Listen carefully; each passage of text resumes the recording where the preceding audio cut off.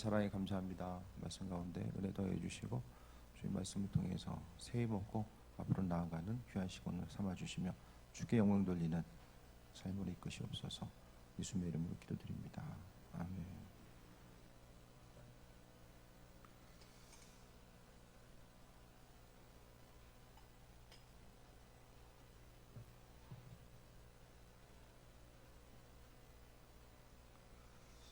삶을 통해서 경험하게 되는 여러 가지 좀 기쁜 일도 있지만 어려운 일들을 생각했을 때의 많은 부분이 어떤 건강에 관한 것도 있고 또 관계에 관한 것도 있지만 또 재정적인 어려움으로 인해서 고통받는 이들도 또 이 땅에 또 온 세상 가운데 또 많이 존재하게 됩니다. 그럼 신앙인들에게 있어서 우리가 이제 만약에 재정적인 어려움 때문에 이 문제를 하나님 해결해 주시고 내가 조금 더 쉽고 편안한 환경 가운데서 신앙생활할 수 있게 되기를 바랍니다라고 하나님께 간구했을 때에 내가 기도하는 어떤 경제적인 문제를 위해서 기도했을 때에 하나님께서는 그 문제 가운데 얼마나 관심을 기울이실까? 그런 생각들 좀 해본 적 없으세요? 어떤 어려움의 문제, 우리의 그 현실적인 문제를 가지고 기도할 때도 많이 있잖아요. 그 현실의 문제 앞에서 내가 기도하는 그 기도 제목들, 그것에 대해서 하나님께서는 얼마나 관심을 기울이실까. 그 모든 것들을 생각했을 때에 시간의 개념을 우리가 생각한다면은 우리가 생각하는 것은 태어나고 죽을 때까지의 그 경험하게 되는 사람의 일생을 거의 중심으로 보게 됩니다. 우리가 죽음 이후에 하나님 나라 천국에 거하는 것은 인생을 지금 육신을 가지고 살아간다는 이 순간순간 속에서는 잘 피부에 와닿지 않을 수 있거든요. 그렇기 때문에 우리는 세상을 살면서 어떻게 좀 가치 있는 삶을 살 수 있을까, 여기서 바라고 원하는 일들을 어떻게 이루고 살 수 있을까에 대해서 더 중심을 두면서 살아가게 됩니다. 그런데 하나님은 우리를 바라보심에 있어서 시간의 관점을 생각했을 때에 시작은 있지만은 끝은 없는 그 영혼의 관점 가운데서 우리를 바라보신다라는 거예요.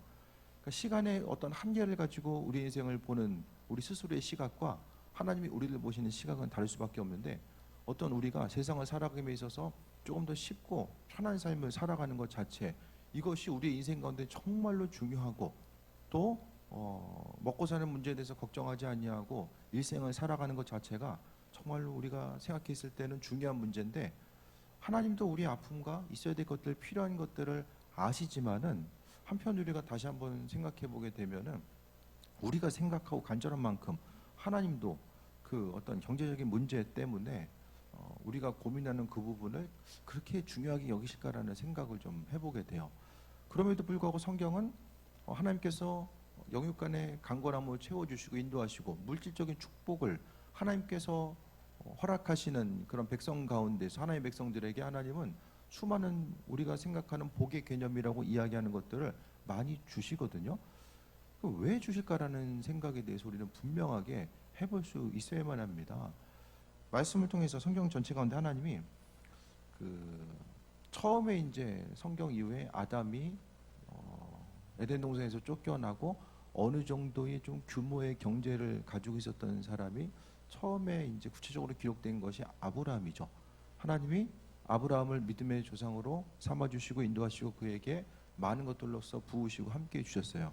그런데 아브라함에게 하나님께서 강건함으로 또 물질적인 복으로 관계의 복을 허락하신 가장 중요한 이유는 아브라함을 통해서 다른 모든 사람들이 복을 받게 하신다라는 그런 분명한 이유와 목적을 밝히고 있습니다. 그러니까 아브라함이 세상에서 너 하나님 잘 믿는구나, 그러니까 좀 풍성함으로 더, 그러니까 하나님은 성경을 통해서 우리에게 있어야 될 것들, 필요한 것들에 대해서 약속을 하셨어요. 먹고 사는 문제 내가 해결해 줄게라고 하나님께서 약속하셨어요. 근데 현실적으로 보면은 이 먹고 사는 문제에 핸드폰 요금과 정수기 요금이 포함되는지는 어떻게 생각하세요?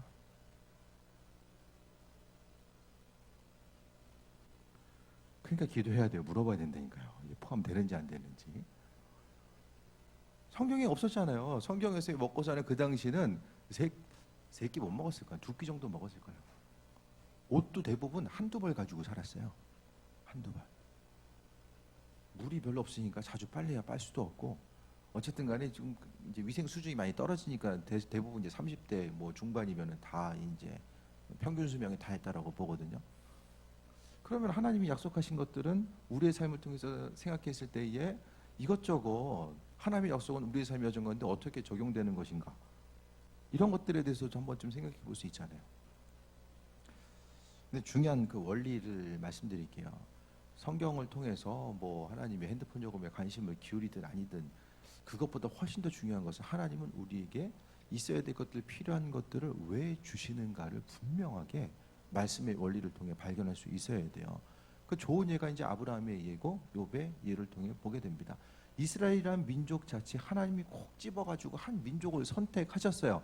많은 민족들이 있었는데 이스라엘 민족이라고 하는 그들을 아주 척박한 땅에다가 하나님께서는 그들을 부르시고 함께 해주셨어요.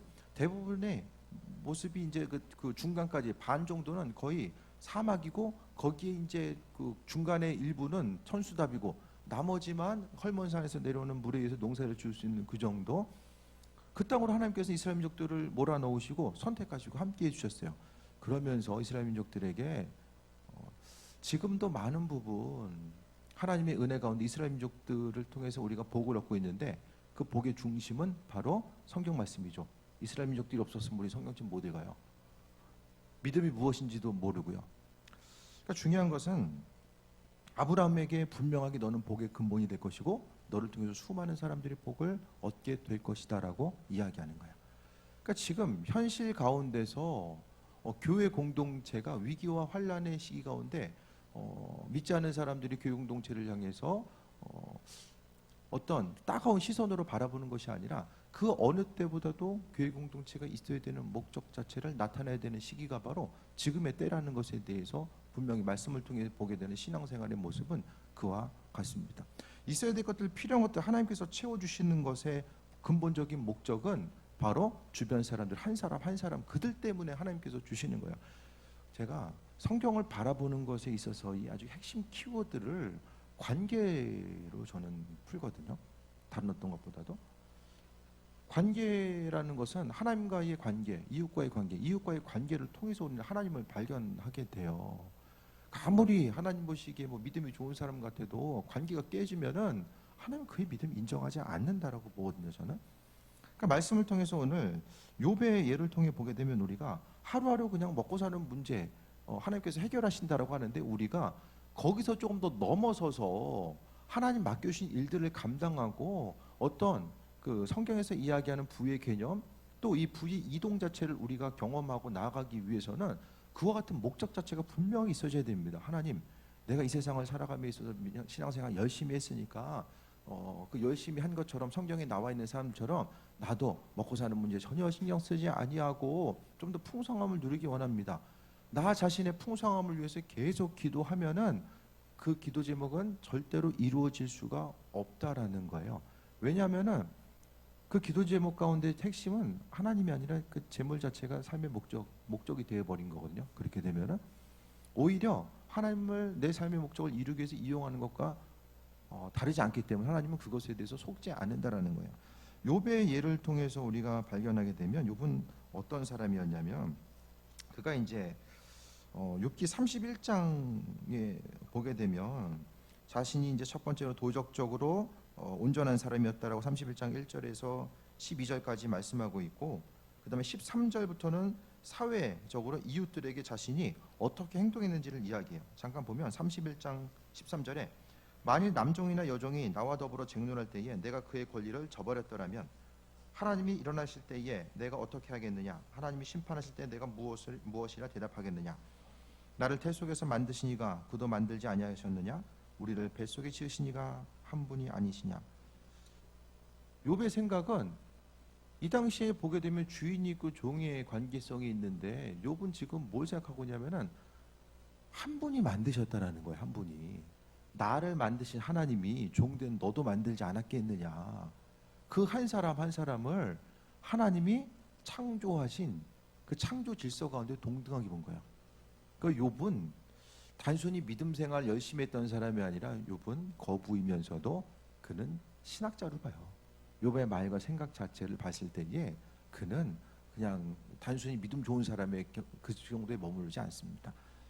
그 이후에 보게 되면 16절에 31장 16절에 내가 언제 가난한 자의 소원을 막았거나 과부의 눈으로 하여금 실망하게 하였던가 나만 혼자 내 떡덩이를 먹고 고아에게 그 조각을 먹이지 아니하였던가.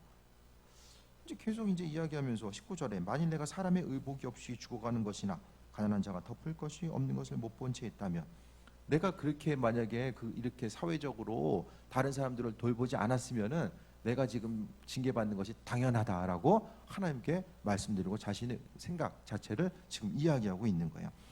그러니까 욥에게 하나님께서 처음부터 그에게 부으셨던 이유는 욥은 스스로의 믿음뿐만 아니라 다른 누군가에게 가족 공동체뿐만 아니라 이웃 공동체에게도 역시 마음의 중심을 두었던 사람입니다. 여러분의 하나님을 향해서 기도하는 부분은 어떻습니까? 하나님, 저는 하루 세 끼 먹고 밤에 잠잘 곳이 있으며 칸막이가 돼 있어가지고 잠잘 곳이 있으며 입으로만 있으면 이제 감사합니다. 물론 그런 삶을 살 수도 있어요. 근데 만약에 어떤 하나님께서 내 삶을 통해서 더 경제적으로 부어주시고 함께 하실 것에 대한 소망함과 기대함이 있는 이들, 그것에 대해서 꿈꾸고 소망하는 부분들이 있는 이들은 구해야 된다는 것이고, 또 구하기 이전에 우리의 삶의 모습 자체가 먼저 구비되어야 된다는 것에 대해서 말씀하고 있습니다. 1장 1절에 보면 우스 땅에 욥이라 불리는 사람이 있었는데 그 사람은 처음에 온전하대요. 온전한 사람, 그러니까 흡이 없는 거죠. 그리고 정직한 사람. 하나님 보시기에 정직하다는 것은 하나님 말씀대로 살기 위해서 날마다 자신의 삶을 드린 사람, 그리고 하나님을 경외하며 악에서 떠난 자다라고 합니다. 하나님을 경외한다라는 것은 하나님의 영광 위해서 사는 것이고, 또 그러니까 내 삶의 주인이 내가 되어서 하나님께서 주변에 존재한 그런 삶이 아니라 하나님께서 중심이 되셔서 내가 그 주변 가운데 머무르고 그분과 교제하고 동행하는 삶을 살아가는 것 자체, 그래서 하나님 욥을 인정하셨어요. 성경에 하나님이 인정한 사람들, 주님이 인정한 사람들이 좀 나오는데 그 중에 대표적인 사람 중에 한 사람이 바로 욥인 거예요. 욥을 향해서 생각했을 때에 하나님이 욥을 향해서 자랑하잖아요. 욥을 향해서 하나님이 이런 사람이다라고 이제 자랑하게 되는데 8절, 1장 8절에 보면 여호와께서 사탄에게 이르되 내가 내 종 욥을 주의하여 보았느냐? 그와 같이 온전하고 정직하여 경외하며 악에서 떠난 자는 세상에 없느니라. 그러니까 1장 1절의 표현은 하나님이 욥을 어떻게 평가했는지를 이야기하는 거죠. 욥의 모습을 통해 봤을 때 하나님이 그를 인정한 모습, 그것으로 인해서 모든 게 끝난 거예요. 그러니까 하나님이 욥을 인정하시고 그의 삶의 여정 가운데 은혜로 함께 하시고 인도하셨던 그 모습 자체를 우리가 본문 가운데 발견하게 되는데, 하나님 보시기에 우리의 삶의 상태, 하나님은 나를 뭐라고 말씀하실까? 그러니까 성경을 통해서 하나님께서 욥을 이야기하는 것처럼 하나님 나를 어떻게 뭐라고 말씀하실까? 궁금하지 않으세요? 욥에 대한 하나님의 평가는 이렇게 나와요. 나 자신에 대한 하나님의 평가는 어떻게 나올까? 성경에서의 최고의 평가는 여러 가지가 있겠지만 하나님을 경외한 사람, 하나님과 동행한 사람, 이런 그 카테고리 가운데 정리될 수 있거든요. 그러니까 쉽게 말하면 욥은 하나님이 인정한 믿음의 소유자였다라는 거예요. 하나님이 인정했다라는 거, 그러면서 결정적으로 악에서 떠나는, 하나님 죄 짓는 거 너무 싫어하신다라고 성경은 기록하고 있어요. 계속 죄 지면 문제는 하나님께서 우리에게 허락하신 것들을 우리가 누릴 수가 없어요. 온전한 그릇이 준비되어야 되는데 하나님 우리에게 허락하신 그 은혜와 축복을 받을 만한 믿음의 그릇이 준비되어야 되는데 그 준비된 그릇 자체에 구멍 나는 게 바로 죄거든요. 죄가 계속해서 그릇에 구멍을 내요. 나는 어떻게 하면 좀 그릇을 크게 만들 수 있을까 그걸 생각하는데 순간순간 계속해서 죄의 문제에 노출되면 구멍이 계속 뚫리는 거예요. 그럼 받아도 계속해서 많이 받은 것 같은데 다 뚫어져가지고 남는 게 없어질 수밖에 없다라는 거예요. 그래서 중요한 것은 그러니까 하나님께 오늘 제가 말씀드린 그 중심이 뭐냐면 하나님으로부터 받아서 내가 주변 사람들을 흘려보내는 거. 그러니까 나 한 사람 한 사람이 부의 이동에 대한 하나님께서 허락하신 온 우주 만물을 하나님께서 창조하시고 그 부의 그냥 모든 것들은 다 하나님이 갖고 계신데 그 부의 이동에 대해서 내가 소망하고 꿈꾸는 사람들, 그것에 대해서 소망하는 이들은 더 말씀을 집중해서 들어야 되는 거야. 그러니까 그 하나님 주신 것들로 인해서 흘려 보냄으로 인해서 우리가 더 주님 맡겨주신 일들을 감당할 수 있기 때문에, 그러니까 쓰임 받음에 있어서 뭐 여러 가지 방법들이 있지만은 하나님께서 허락하신 재정적인 은혜가 있으면은 주에 감당하기 조금 더 수월한 부분들이 있잖아요. 예를 들어서 지금 그러니까 가끔 이제 그 외국인 친구들하고 가끔 연락을 해요. 어제도 좀 연락이 왔었는데 각자의 사정을 물어보면 사정이 되게 안 좋은 거예요. 그것 때문에 우리가 그냥 갈 수는 없지만은 재정적으로 좀 보낼 수는 있잖아요. 내가 가기 힘들지만 그래도 돈이 가는 거는 조금 우리가 가는 것보다는 쉽게 갈 수 있으니까 그런 부분들. 그래서 인도 같은 데 보면 수많은 사람들이 지금 걸리는데 근데 또 사망자는 다른 나라에 비해서는 훨씬 적은 거예요. 이유는 모르겠지만은 그 나라 자체는 어쨌든 하나님 주신 것들에 대해서 우리가 주시는 것을 통해서 쓰임 받고자 하는 마음의 열정, 그 부분이 주님께서 허락하신 부의 이동을 경험하기 원하는 이들은 마땅히 선행돼야 됩니다. 그러면서 2절에 그에게 아들 7과 딸 3이 태어났으니, 아들 7과 딸 3은 몇 명이죠? 10명이죠. 10은 뭐죠? 완전 숫자예요. 하나님이 완전 숫자로 주신 거예요. 10계명은 몇 계명이죠? 10개. 성경의 숫자는 아주 중요한 의미성을 갖고 있어요. 성경의 숫자는 아주 중요합니다. 그 다음에 3절에 그의 소유물은 양이 7,000마리고 낙타가 3,000마리 합하면 오래 걸리네. 10,000마리. 앞에도 숫자가 딱 10으로 떨어져요. 그 다음에 500. 소가 500결이고 암나귀도 500결이다. 그래서 합하면은 또 1,000이에요. 숫자가 떨어져요. 이 왜 떨어지냐? 이 복은 하나님께서 주셨다라는 거. 하나님이 어떻게 생각했는지가, 욥을 어떻게 생각했는지에 대한 그 부가 하나님으로부터 비독됐다라는 사실을 우리는 그냥 읽으면은 숫자가 이렇구나 이러고 넘어가잖아요. 그런데 이 당시 문화권에 있는 사람, 유대인들은 이거 딱 보면서 하나님이 다 주신 거구나, 이렇게 그들은 바로 아는 거예요. 그리고 종들도 많이 있었으니 이 사람은 동방 사람 중에 가장 훌륭한 자다라고 이야기합니다. 소유가 많이 있었기 때문에 훌륭한 사람이 아니라 먼저 그가 훌륭한 사람, 그가 왜 온전한 사람이었는가? 그것은 악으로부터 떠나서 하나님을 경외하는 사람이었었기 때문에 이와 같은 복이 그에게 임했다라는 것을 이야기합니다. 그러니까 제가 요즘에 계속 드는 생각은 신앙인들이 어떤 그 부에 하나님께 주신 것들을 소유하려고 했을 때에 무슨 일을 하느냐가 그렇게 중요한 것 같지는 않아요. 어디서 일을 하고 무슨 일을 하느냐가 그렇게 중요한 것 같지는 않아요. 물론 조금 더 가능성을 높이자면은 매달 정해진 월급 받는 것보다는 조금 더 이제 일하고 더 움직이는 만큼 더 소유할 수 있는 직업을 갖는 게 조금 더 유리한 면이 있겠지만은 어디서 무엇을 하든지 간에 그 모든 일들은 하나님의 주권과 방법. 그러니까 하나님 보시기에 내가 지금 그릇이 준비되어 있는가? 하나님께서 나 자신에게 우리에게 아버지께서 허락하신 그 부의 개념을 우리에게 부어주셨을 때에 우리에게 그것이 정말로 유익이 되는가 아닌가? 그러니까 지금 우리의 생각 하나님 주시면은 이것도 할 수 있을 것 같고 저것도 할 수 있을 것 같고 계속해서 이제 마음에 생각은 드는데 실제적으로 나 자신이 하나님 주신 것들을 우리가 소유했을 때에 그와 같은 일들, 주의 일에 쓰임 받을 수 있는 그 온전함이 우리 신명 가운데 있는가? 그것에 대해서 우리는 점검해 봐야 되는 거야. 근데 문제는 지금 현재 하나님께서 주신 것들을 통해서 흘려보내지 아니하고 내가 많이 있거나 없거나, 하나님 보시기에 많이 가진 사람 적게 가진 사람 우리끼리 봤을 때는 좀 차이가 있는 것 같아도 그분 보시기에 뭐 얼마나 많이 차이가 있겠습니까? 그 주신 것을 가지고 얼마나 지금 하나님 원하시는 일에 사용되는가, 그것이 먼저 첫 번째입니다. 우리가 행하는 그거, 그러니까 우리가 믿음 생활하고 나아감에 있어서 예배와 찬양의 자리를 통해서 기도의 자리를 통해서 하나님께 영광 돌리는 것이 핵심이 되어야 되고 그 이후의 일상생활을 통해서 주님께서 주신 것들을 어떻게 사용하는가가 바로 하나님께서 우리의 삶을 바라보시는 아주 중요한 근거가 된다라는 것에 대해서 말씀드립니다. 그래서 지금 머뭇거리면 아무것도 못해요. 앞으로 하나님 내게 이런 것도 주시고 이렇게 하시면은 내가 이렇게 감당하겠습니다. 그러다 끝나요. 수많은 사람들이 그러다가 이제 인생 끝나요. 성경은 약속하고 있고 수많은 일들에 대해 하나님 약속하고 계신데 왜 많은 사람들이 약속을 누리지 못할까?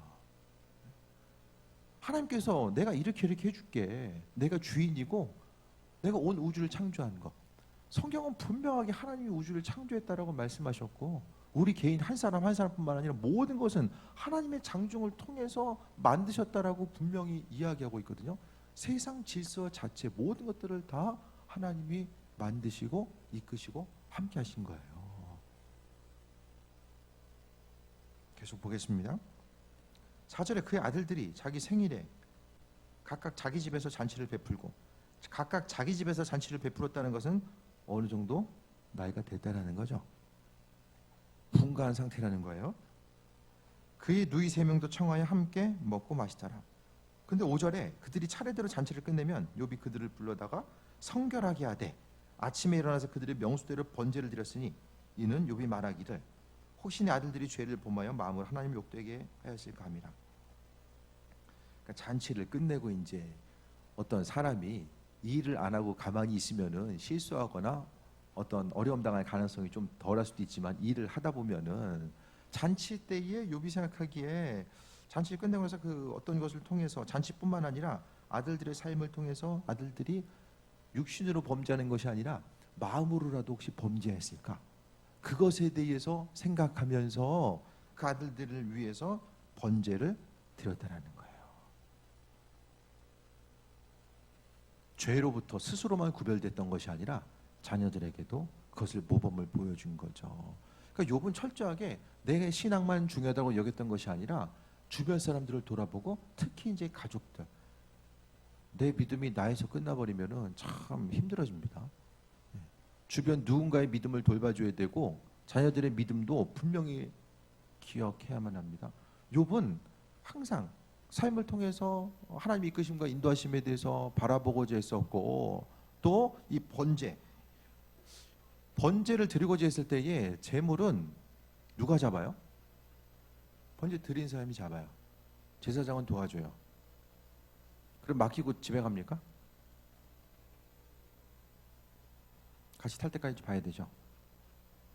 솔로몬 제단에 드렸었던 그 번제 자체가 세로 1.5m, 그러니까 높이가 1.5m, 가로 세로가 2.5m예요. 번제단이 한 개 있었어요. 동네마다 하나 있는 게 아니라 동사무소처럼 하나 있었어요. 그럼 번제 드리려면 그냥 우리처럼 이렇게 모였다 흩어지는 게 아니라 시간을 필요로 했고 수고와 노력과 열정을 필요로 했어요. 욥이 자식들을 위해서 번제 드리는데 종시켜가지고 했겠어요? 그 친히 했을 거예요. 예배자로서 준비되고 하나님 보시기에 합한 자로 온전한 삶을 살게끔 그런 마음의 중심을 하나님께 두었어요. 그러니까 생각을 해보세요. 하나님께서 그의 삶을 인정하신다면 지금 이 시대는 마찬가지거든요. 하나님은 영혼 구원에 관심을 기울이고 있어요. 이 시대도 수많은 사람들이 죽어가고요. 하나님이 계신지 안 계신지도 모르면서 죽어가는 수많은 사람들. 이 시대 가운데서 하나님의 꿈과 환상과 초자연적인 방법으로 나타나시는 것은 그만큼 하나님도 급하신 것이고 때가 점점 더 다가와 오고 있다는 것에 대한 이 사인의 모습입니다. 지금의 시기는 점점 더 세상 움직여지는 것들이 사람의 통제권 안에서 벗어났다는 것을 구체적으로 보여주는 이런 현상들이 점점 더 나타나고 있죠. 경제적인 어떤 것들, 그러니까 지금 이제 사람들이 화폐를 사용하고 점점 더 어떤 시스템을 갖춰오고 물물 교환부터 해가지고 뭐 은행이 생기고 이런 시스템이 갖춰오던 이 모든 것들이 지금 많은 부분 허물어지고 있거든요. 돈을 계속해서 찍어냄을 통해서 이 경제 구조 자체가 이제 허물어지고 있어요. 이전에 말도 안 된다라고 했었던 그 수많은 일들이 지금에 이르러서 이루어지고 있고, 또 앞으로의 삶의 모습 자체도 예측하고 나아가기 힘든 시대를 우리가 살아가고 있으면 생각했을 때에 하나님 지금 마음이 급한 거예요. 한 영이라도 구원해야 되니까. 그 하나님 주일 감당하기 위해서 재정적으로 필요하고 육신의 건강도 필요하다는 거 하나님 모르시겠습니까? 그거 모르실까요? 아실 거예요. 하나님은 그냥 하늘에서 떨어지는 것이 아니라 그 일을 감당하기 위해서 지금 누군가를 찾고 계신 거예요. 마지막 때가 다가오면 다가올수록 하나님은 한 영혼이라도 구원하시기 위한 그 마음에 생각이 계속해서 움직이고 계신 거죠. 그럼 이 시대 가운데서 어떤 의료적인 혜택을 받지 못하고 죽어가는 수많은 사람들이 있고, 또 그들을 돌봐주고 관심을 기울여야 될 그 사람들을 하나님 누굴 선택하실까? 하나님 보시기에 오늘 욥과 같이 경외하고 정직하고 악에서 떠난 사람, 물질에 대해서 거기에 중심 두거나 하나님보다 그걸 더 사랑하지 아니하고 오히려 쓰임받기 위해서, 오로지 쓰임받기 위해서 거기 중심 두는 한 사람 한 사람에게 받지 않으려고 해도 하나님 주실 것 같아요. 줄 테니까 좀 사용할래? 그렇지 않을까요? 점점 더 수많은 사람들이 하나님의 일에 관심을 기울이지 않고 힘드니까 어떻게 하면 내가 더 잘 살고 내 가정이 제일 잘 살고 거기 오로지 나만 중심으로 살아가는 이때에 하나님 어떤 사람 찾으실까?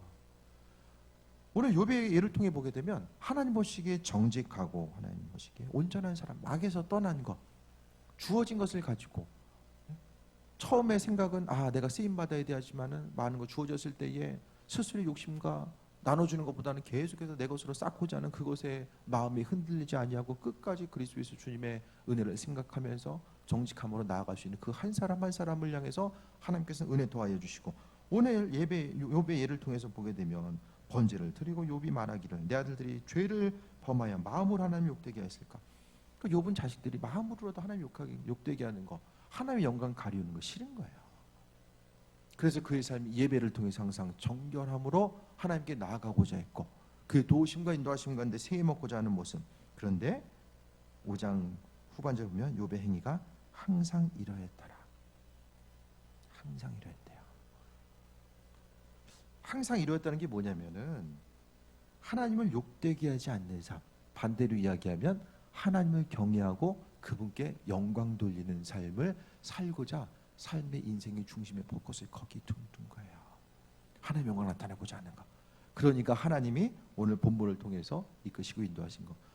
그럼 여기 나와 있는 욥의 이야기로 끝난다면 성경이 우리에게 있을 필요가 없죠. 하나님은 이 시대 가운데서도 욥과 같은 사람을 찾으시는 거예요. 근데 뒤에 보면 사단이 와가지고 이제 이야기하죠.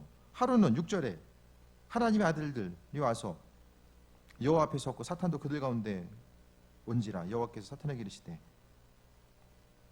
내가 어디서 왔냐? 사탄이 여호와께 대답하여 이르되 땅을 두루 돌아 여기저기서 왔나이다 하면서 욥을 이야기해줘. 이야기함에 있어서 그러면 이제 어떻게 이제 이것을 생각하다 보면은 욥이 사단하고 이야기하다가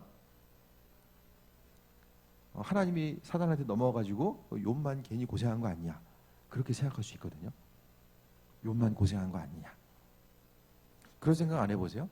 하나님이 욥하고 얘기 안 했으면은, 그 얘기 안 했으면은 욥은 그냥 살던 대로 살면 되잖아요.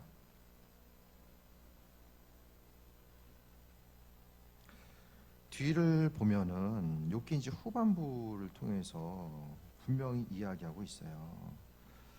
핵심 구절이 욥기 42장 4절 말씀을 보면 42장 2절부터 볼게요.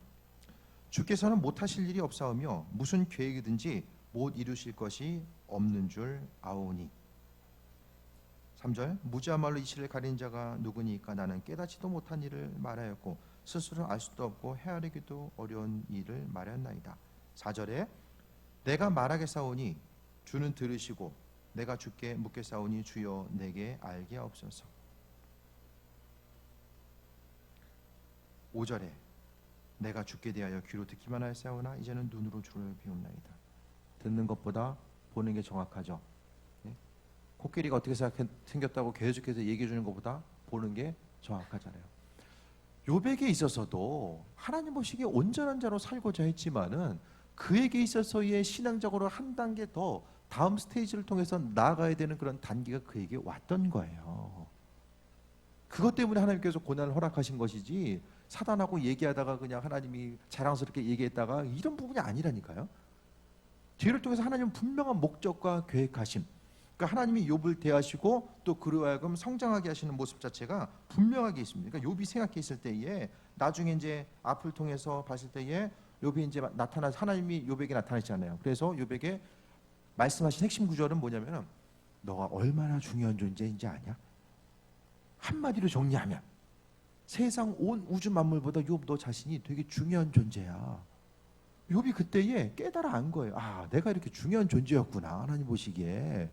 그것을 깨달아 알고 나니까 자신이 그 하나님 향해서 원망하고 불평했던 것들 그것에 대해서 돌아보게 되고 이야기하면서 자신 자체가 아, 내가 이 시를 깨닫지도 못하고 이야기했구나. 다른 사람들에게 친구들에게도 그러면서 이제는 눈으로 주를 본다라고 하는 내가 이제는 더 정확히 하나님의 그 관계성과 인도하심 가운데 나아가겠다라고 하는 이 믿음의 결단과 그 인도하심에 대해서 말씀하고 있습니다.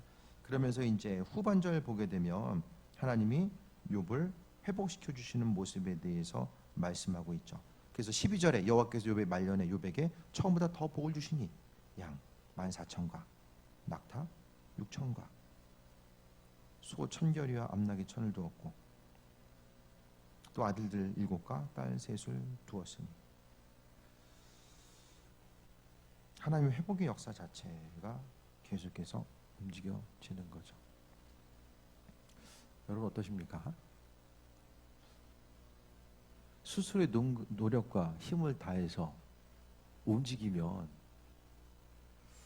어떻게 조금 더 편안한 삶을 살 수 있겠지만 내가 힘쓰고 노력해서 주의 일을 얼마나 감당할 수 있습니까? 맡겨준 사명 우리가 얼마나 감당할 수 있습니까?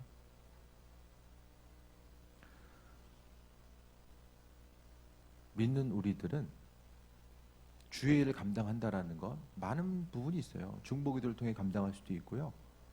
또 예배의 자리를 지키면서 감당할 수도 있고 여러 가지 것들이 있어요. 모든 사람들이 다 재정적으로만 쓰임받는 거 아니거든요. 하나님께서 더 사명 맡겨준 사람들이 분명히 있는 것 같아요. 하지만 어떤 재정적인 것에 대해서 하나님께서 사명을 맡겨주셨든 아니든 우리에게 있어야 될 것들 필요한 것도 하나님께서 주셔서 우리가 주의 복음 전하고 또 주변 사람들에게 그리스도 예수를 전함에 있어서 필요한 것들은 모두에게 그 정도까지 하나님 주시지 않을까라는 생각을 하거든요.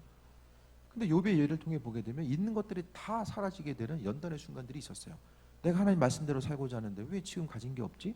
그렇게 후회와 절망감이 될 수도 있겠지만 모든 것들 세상을 창조하신 그 하나님과의 관계성 가운데서 하나님은 어떻게 생각하면은 뭐 세계 선교도 중요하고 여러 가지 주의 일들을 감당하는 것도 중요하지만 하나님 보시기에 우리 한 사람 한 사람이 믿음으로 바로 서고 더 다듬어지는 것을 그것에 대해서 너무나도 또 중요한 의미성을 두는 것이 아닌가라는 사실을 욥의 예를 통해서 발견하게 됩니다. 쓰임 받고자 하면 하나님을 향해서 먼저 첫 번째는 죄로부터 구별되고자 하는 것. 예배 가운데 주님 만나고 기도하고 하나님 보시기에 합한 자로서의 삶을 살아가는 거예요. 그리고 이미 하나님께서 주신 것들을 통해서 조금씩이라도 감당할 수 있는 부분 가운데서 나누고 섬기고 베푸는 삶을 살고자 하는 것. 그 다음에 꿈꾸는 거예요. 하나님, 내가 이런 일들을 구체적으로 감당했으면 좋겠습니다.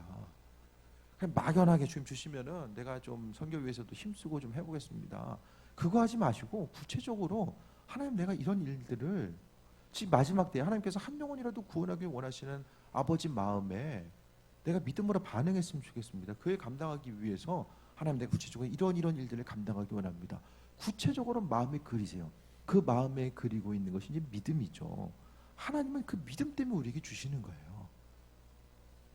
그 믿음을 가지고 나아가는 것. 그게 되기 위해서 고난의 요소를 경험한 사람은요, 그릇이 견고해져요. 고난을 경험하지 못하는 사람들은 하나님 주셔도 그거 오래 유지할 수가 없어요. 금방 깨져요. 오래 유지할 수가 없어요.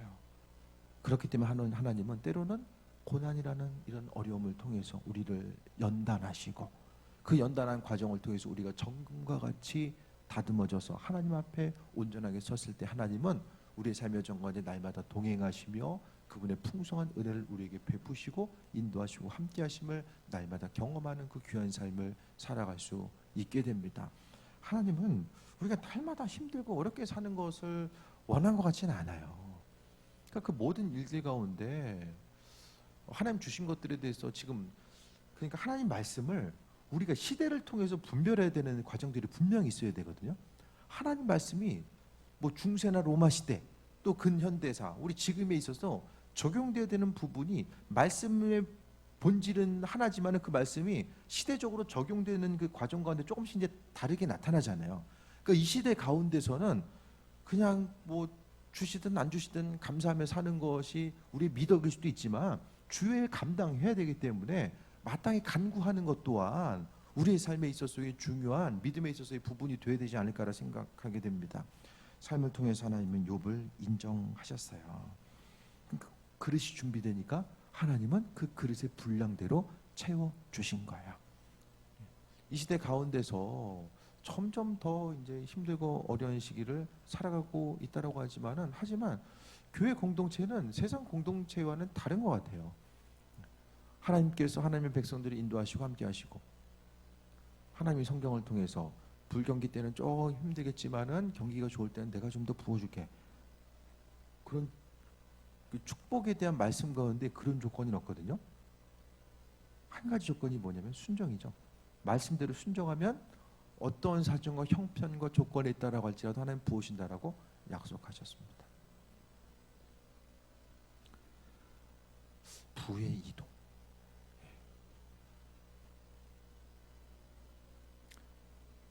부의 이동이라는 말을 듣고, 하나님 주시는 부의 이동이라는 말을 듣고 가슴이 뛰는 사람은 하나님께서 그 부에 대해서 사명 맡겨 주었을 가능성이 큰 사람이에요.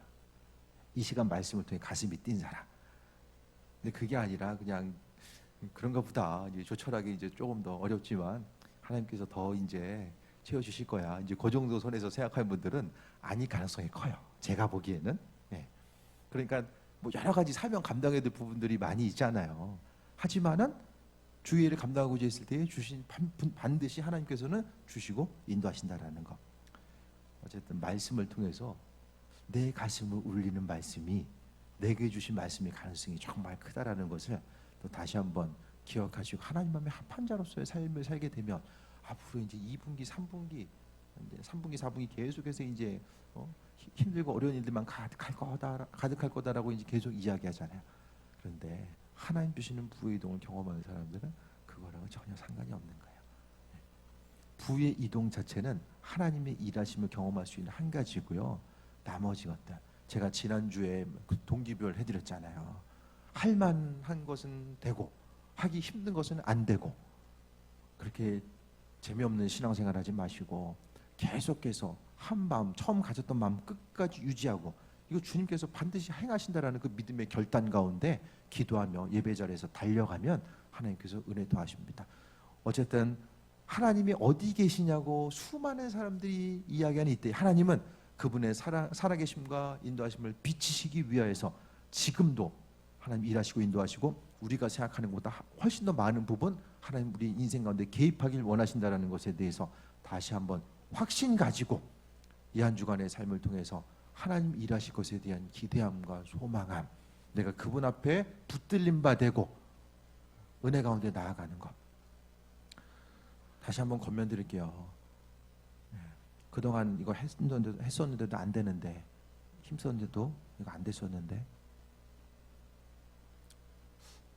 그거 자체를 지난날에 됐느냐 안 됐느냐 그것을 떠나서 우리가 생각해야 될 것은 그 일이 하나님의 영광과 어떤 연관성을 갖고 있느냐, 이거 한 가지만 바라보세요. 내가 기도하는 것이 하나님의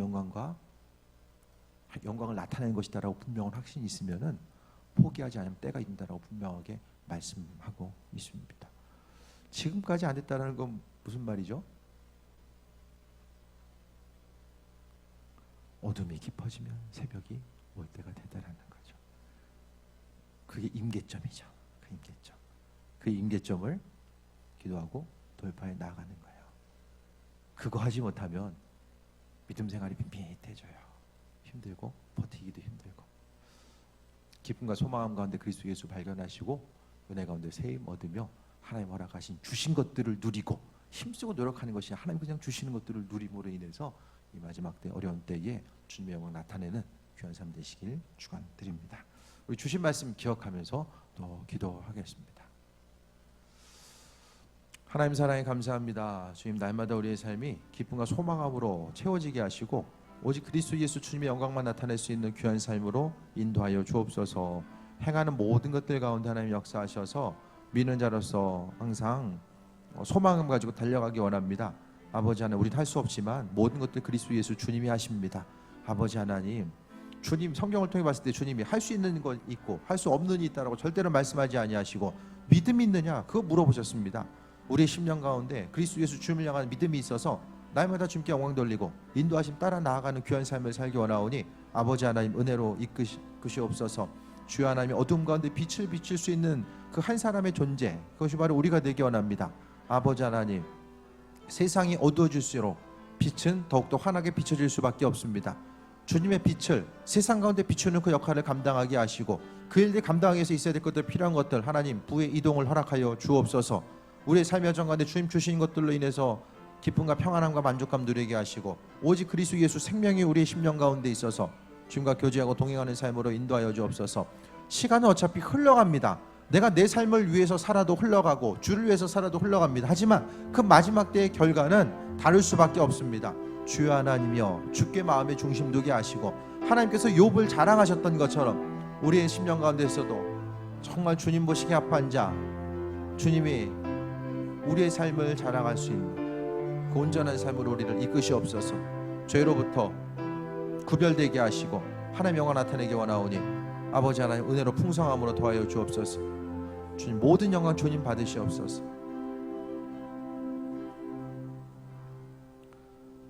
고난의 때를 경험한다라고 할지라도 그 모든 일들 주님이 감당하게 하시고 때로는 어려움 가운데 계속 있다라고 할지라도 그 고난을 통한 하나님의 예배하심과 인도하심이 행하실 일들이 있다라는 사실을 기억하며 어려움 가운데서도 믿음으로 승리하는 삶을 하나님 함께 해주옵소서. 주님 마음의 중심이 오직 그리스도 예수 주님을 향하며 주님과 교제하는 또 믿음으로 하나님을 통해 나아가는 귀한 삶으로 이끄시옵소서. 주님 욥에게 허락하셨던 하나님의 은혜, 그 부의 이동이 주의 일에 힘쓰고자 하는 이들, 또 쓰임받고자 하는 결단한 이들에게 더해지길 원합니다. 아버지 하나님 우리 믿음을 사용하여 주시고 우리의 결단과 행한 모든 것 하나님 사용하여 주셔서 오직 그리스도의 영광 나타낼 수 있는 존귀한 삶으로 함께해 주옵소서. 이 한 주간도 주의 존에 속한 모든 일을 안전함으로 지켜주시고 인도하여 주시며 주님의 영광 나타내는 존귀한 삶으로 이끄시옵소서. 예수님의 이름으로 기도드립니다. 아멘.